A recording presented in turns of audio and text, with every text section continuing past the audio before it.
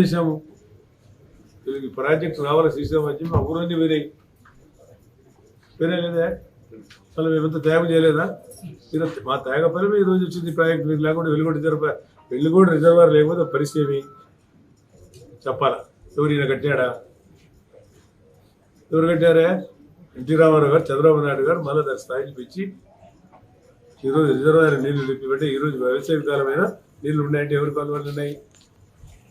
రాత్రి పగులు అధికారులు మీరు నింపండి, అండర్ గ్రౌండ్ రీఛార్జ్ చేయండి కాన్సెప్ట్ ఉంది. మన దగ్గర ఎన్విరాన్మెంట్ మన దగ్గర ఎంత ఉంది కాబట్టి చంద్రబాబు నాయుడు గురించి మాట్లాడే హక్కే లేదు. వీళ్ళకు లోన్లు శుభ్రం చేసుకోవాలి పోయి లేకుంటే లడ్డూల గురించి డైవర్ట్ చేయాలి పోయి తిరుపతి దేవస్థానం దగ్గర మహాదేవుడు ఇప్పుడు మల్లికార్జున స్వామికి కాళ్ళకి తగ్గిస్తూ ప్రవహిస్తూ ఉంది. ఆమె తల్లి దయ వల్ల మనం అందరం బాగుపడి ఈరోజు వ్యవసాయానికి నీళ్ళు తెచ్చుకుంటాం. ఈరోజు ఈ స్థాయికి వచ్చినాం. రాయలసీమ ప్రాంతం కానీ వేరే ప్రాంతం కానీ అదేవిధంగా వీళ్ళు లడ్డు లేదు పవిత్రంగా ఉంది అని చెప్పి తిరుపతి వినాలి. మేము తప్పు చేయలేదు స్వామి వెంకటేశ్వర స్వామి క్షమించి మమ్మల్ని చెప్పి అందరూ గుండు చేసుకుంటూ పోతాం కదా. దానికి తప్పేం లేదు, తప్పేం లేదు. తల్లిని ఇవ్వాలంటే అందరికీ కాదు. అవి మనం నేను కూడా పోయి మొత్తం 2 సార్లు గుండు చేసిన దేవుడు తప్పేం చేసి క్షమించు అని చెప్పి